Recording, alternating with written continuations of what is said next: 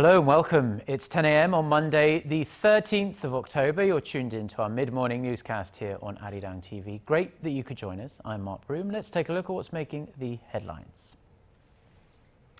North Korea makes new threats against South Korean activists flying anti-Pyongyang leaflets across the border, but says it's still ready to attend planned inter-Korean talks. As a healthcare worker in Texas tests positive for Ebola, marking the first known transmission of the virus in the U.S., a top health official admits it's possible the country will see more cases in the coming days. Plus, police in Hong Kong launch an operation to clear barricades at protest sites where pro-democracy demonstrators have been holding rallies for more than 2 weeks. Our top story this morning, President Park Geun-hye is expected to call on North Korea in a speech this morning to put aside its recent frustrations and attend high-level inter-Korean talks as it is planned. The meeting is hanging in the balance after the North reacted angrily last week to balloons launched by South Korean activist groups, which were filled with flyers denouncing the regime. Our Shin Se-min starts us off.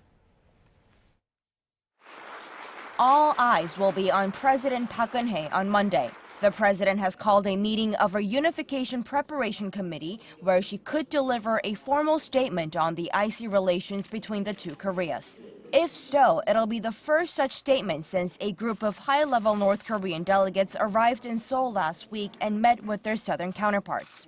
Following the delegation's arrival, Pyongyang warned the talks could be canceled if Seoul wasn't able to stop the anti-North propaganda leaflets that crossed the border on Friday. Although it is still unclear whether the talks will go ahead, many observers seem to think it is unlikely that the president will veer from its current policy direction of pursuing inter-Korean talks. On Sunday, the South urged the North to stick to the plan, with Prime Minister Chung Oh-won saying at an athletic event with a group of North Korean defectors that the need for inter-Korean talks is even greater given various pressing humanitarian aid issues. He said that although there may be challenges ahead, if the North is sincere about the talks, the two Koreas will eventually be able to come together. On Friday, the North fired anti-aircraft machine guns in an attempt to bring down dozens of balloons flown by South Korean civic groups containing anti-Pyongyang propaganda. Some of the North machine gun rounds landed south of the border, prompting the South Korean military to fire back around 40 K6 machine gun rounds of its own, drawing additional fire from the North. Shin Se-min, Arirang News. Now, following up on that report, North Korea has warned of so-called physical strikes against Seoul if activists continue flying those anti-Pyongyang leaflets across the border. In a statement on Sunday, the North condemned the launching last week of balloons, saying that if such provocations keep happening, the military reaction will intensify into more powerful strikes. However, Pyongyang has left the door open for those planned inter-Korean talks. The statement said talks between high-level officials in the southwestern port city of Incheon earlier this month marked an important opportunity to improve inter-Korean ties, adding that the North was planning to attend that second round of talks. The possible deployment to South Korea of a U.S. missile defense system has been hogging the headlines here in recent weeks, and it is also the main focus of a recent parliamentary audit of Korea's embassy in the U.S. Seoul's ambassador in Washington says the two countries have exchanged information on the so-called THAAD system, but they haven't discussed its deployment to the south. Our Ji Myung-gil reports. Korea and the U.S. have only exchanged information on key features of the THAAD missile defense system, but there have been no discussions of deployment, Korea's ambassador to the U.S. An Ho-young told Parliament in a recent audit of the embassy. There were consultations on the THAAD missile defense system, but I can assure you that there were no discussions on deploying the system to Korea. His comments follow remarks by Deputy Defense Secretary Robert Work, who said earlier this month that the U.S. was considering sending a THAAD battery to Korea. That in turn contradicted remarks by Korean officials who have insisted that there have been no discussions on the issue. The possibility of deploying the Theater of High-Altitude Area Defense System in Korea is controversial here, with critics saying it is part of a broader attempt by the U.S. to get its Asian ally to join its missile defense system. Lawmakers in the parliamentary session said they couldn't understand why such a high-level U.S. official would comment on the possible deployment of the anti-missile defense system if there weren't some truth to it. Why did U.S. Deputy Defense Secretary Robert Ward make such remarks on deployment? The embassy should have worked on clarifying why such remarks were made and prevent misunderstandings. If there were no discussions at the embassy level, then that means discussions were held at the Korea and U.S. government level. Another concern is the deployment could ignite tensions with China and Russia, who see the move as a threat to their security interests. The two countries oppose the possible deployment of THAAD in Korea. Kim Young-git, ARIRANG News. Now, the leader of Korea's ruling Saenuri Party embarks on a 4-day trip to China on this Monday. On the invitation of China's Communist Party, Kim Moo-sung will attend a party policy meeting regarding anti-corruption and the rule of law. Kim will be accompanied by a 12-member delegation, which includes former Gyeonggi-do Province Governor Kim Moon-soo. During his trip, the ruling party chief is expected to meet with Chinese President Xi Jinping, although that hasn't been confirmed yet, at least. He's also scheduled to have a luncheon with Wang Jiarui, who is the head of the Communist Party's international department. Kim Moo-sung will also travel to Shanghai to visit Korean companies operating in that city. The Korean government has criticized the Japanese Foreign Ministry for deleting from its website an article that acknowledges Japan's wartime system of sex slavery. The Japanese Foreign Ministry recently deleted a 1995 appeal for donations for the victims, which includes details that say the system was forced and inhumane.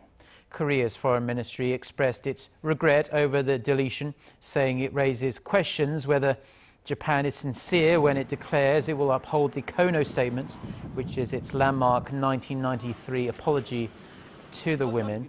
Seoul is demanding Japan give up its, quote, reckless efforts to deny something that has been proven to be true by the international community. It said that Japan must accept its history and show remorse through action.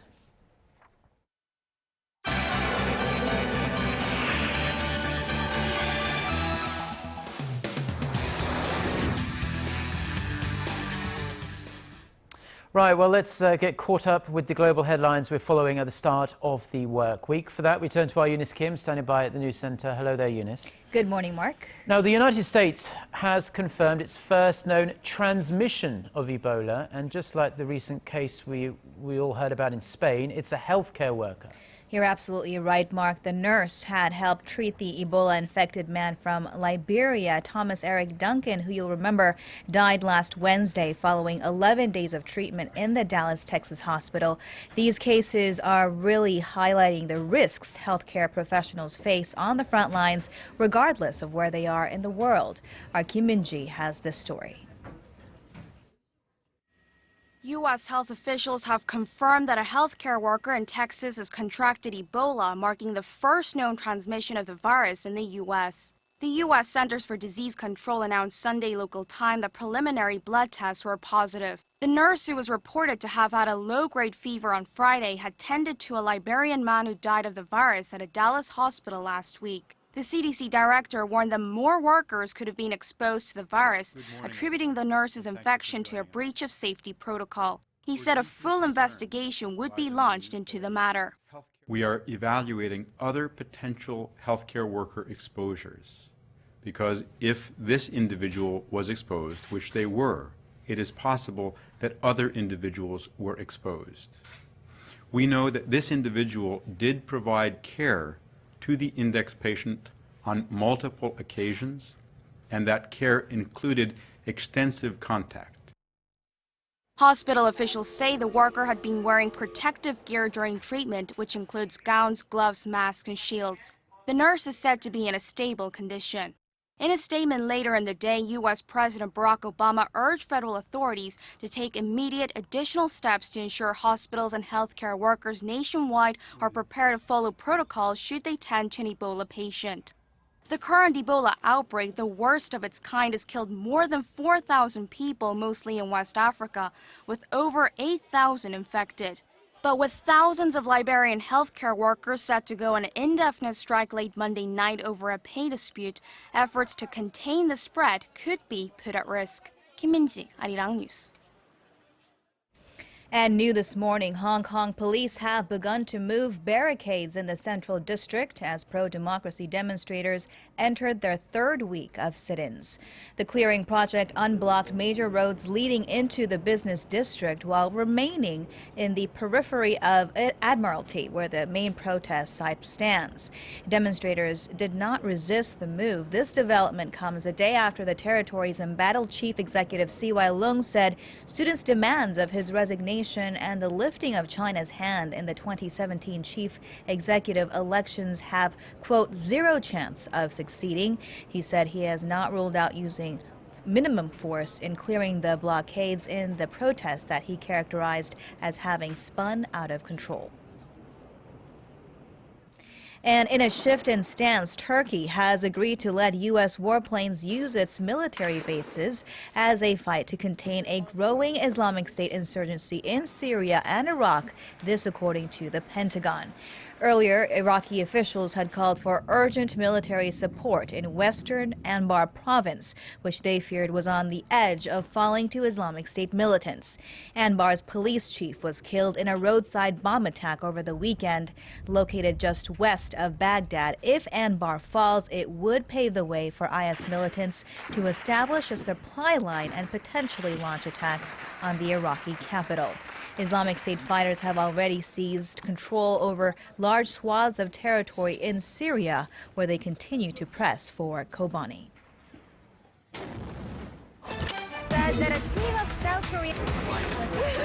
Get connected to Korea and the world. Join us every weekday for the latest developments out of Korea, Asia, and beyond. On air, on your mobile, and online, we lead the way every day. Arirang News. To try and resolve the crisis in Ukraine, the European Union also offers 15 billion euros. Now, despite government efforts to prop up growth, a new poll shows the economic sentiment of the majority of Koreans remains rather sluggish. The survey conducted by the Federation of Korean Industries shows around 73% of respondents thought the domestic economy will continue on its slow growth trend. A mere 21% said the economy is gaining momentum. Around 6 out of 10 said it was hard to predict when the economy will start recovering. This poll was conducted on 800 people. The price of mobile phones in Korea is the highest in the entire OECD. A report by the Ministry of Science, ICT and Future Planning showed the initial prices upon release for basic and premium phones last year were over $230 and $512 respectively, which, like I just said, was the highest in the OECD. Japan had the second highest mobile phone prices and Finland was third. This has raised concerns about a possible price bubble or whether manufacturers are making an excessive profit here in Korea, where the country's gross national income per capita only ranks as the 25th highest in the OECD. Now, competition for jobs at Samsung companies in the second half of this year is fiercer than ever. Some 100,000 applicants have tried to pass through what is just the first gate to land a job at the company. Recently, Korean conglomerates, not just Samsung, have been putting more emphasis on liberal arts knowledge in their recruitment process. Our Son Jung-in has more. It's early on a Sunday morning and hundreds of job seekers look nervous as they get ready to take the Samsung aptitude test, the company's current employment system. The test is the first gateway they need to pass through in order to land a job at the company. I prepared for the test by reading SSAT-related books that give you examples of all the questions that are likely to come up. Some 100,000 hopefuls applied for jobs at Samsung Group and its subsidiaries in the second half of this year for around 4,000 vacancies. The test was held in 82 regions, including 3 test venues abroad. I majored in liberal arts and I'm poor at science, so I focused more on the subject, but surprisingly, there were more questions on world history and literature, so I was a little overwhelmed. Korean conglomerates have started to put more emphasis on understanding Korean history and liberal arts when recruiting applicants. They realized that English test scores and school grades were not enough to find applicants with creative minds. LG Group included questions on Chinese characters in their employment test, while SK, GS, and POSCO added more history-related questions. However, critics say it's just an additional source of stress for job seekers already faced with the daunting challenge of finding a good job in the country. 손정인, 아리랑 뉴스.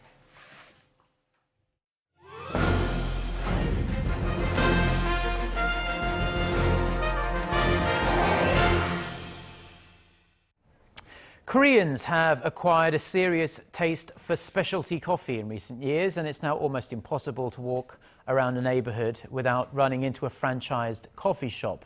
With this, though, more and more coffee drinkers have started looking for something different and a little bit more personal, and young entrepreneurs have been happy to oblige. Here's our Gwon-swa with this week's Industry Insight. In the 5 minutes I've been walking along this street in Seoul's Gangnam district, I've passed by 20 coffee shops. A recent survey revealed that Koreans drink coffee more often than they eat rice, in one of the clearest examples yet of Koreans' love for coffee.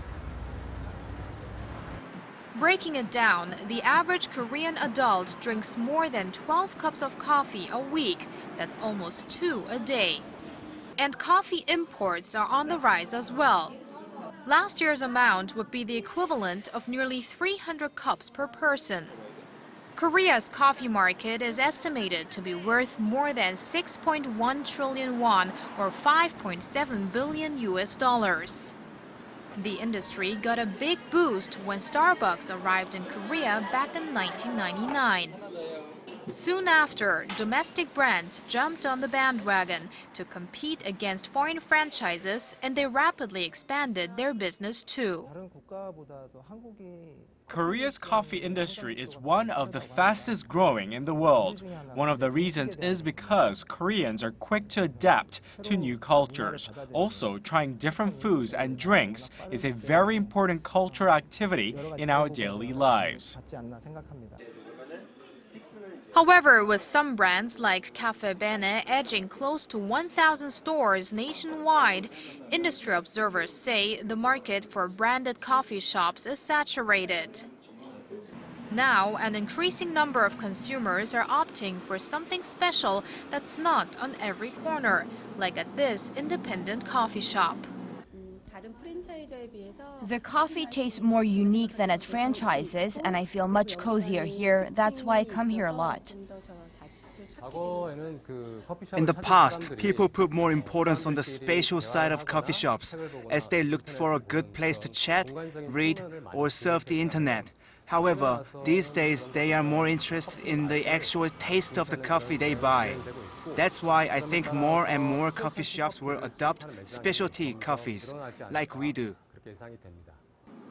Marang Coco's CEO focuses on satisfying the individual needs of his customers. He says that while big franchises have the upper hand when it comes to marketing, it takes them time to develop a new menu, whereas small stores can communicate with customers and get feedback right away. And that's how menu items like Dutch cream beer, popovers, candy pop latte, to name just a few, have been such a hit with their customers. It remains to be seen, though, whether Korean consumers' desire for something unique and more delicious is enough to break the steady dominance of the big-name players. Gwon-swa, Arirang News.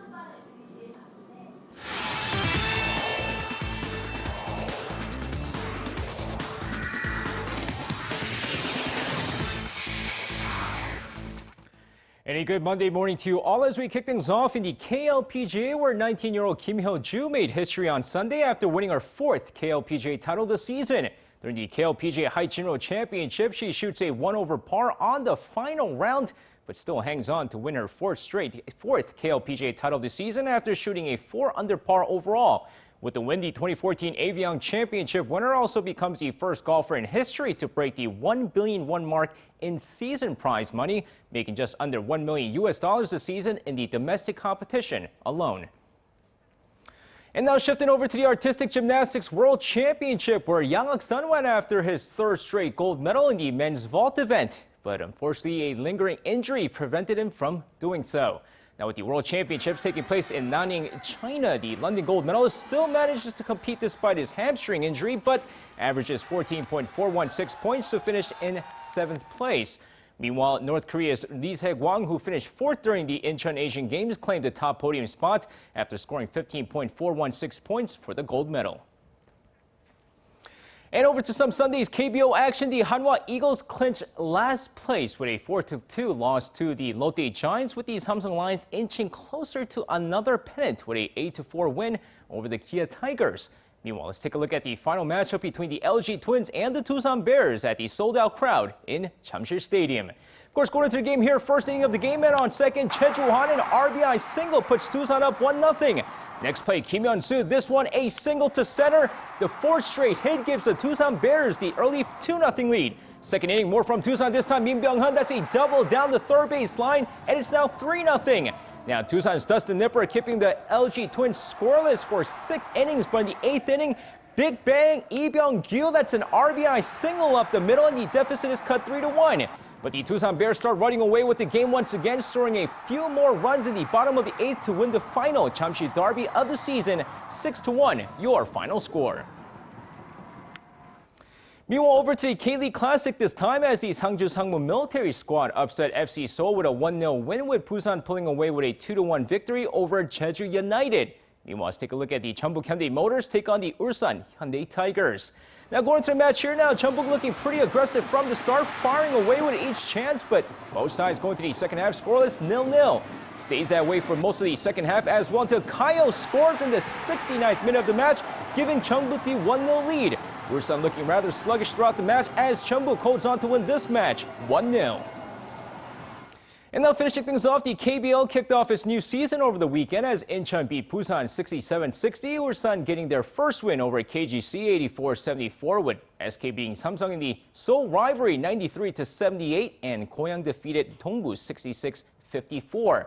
Meanwhile, let's take a look at last year's regular season champions Changwon LG Sakers take on Jeonju KCC Aegis. Now, a big first half from KCC as they outscore LG in the first 2 quarters, take a 41-26 lead going to the second half of the game. And despite LG coming back strong in the 3rd quarter to cut the deficit to 59-55, KCC's Tyler Wilkerson keeps them at bay, putting up 21 points and 8 boards as KCC hangs on to win this game 84-79. And that's going to wrap it up for me. This has been SJ. Have a great rest of the day and see you guys again for your sports needs.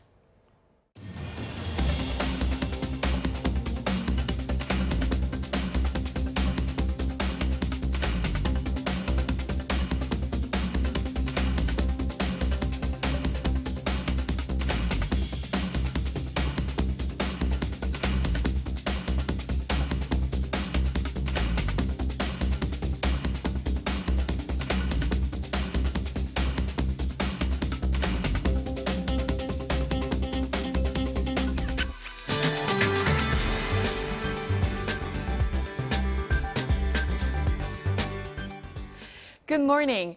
Due to the indirect effect of the typhoon Bongfong, southern regions and eastern parts of the nation have been seeing heavy showers since last night, but it's gradually tapering off. But Jeju and southern regions will be seeing 10 to 30 millimeters of showers, while eastern will see up to 80 millimeters during the day. And except people in the east, the rest will see clear skies as the day goes on. So most parts of the nation will see a fair amount of sunshine this afternoon, but highs will be noticeably cooler than what we had the last couple of days, hovering in the low 20s. So with that in mind, let's take a closer look at the readings for today.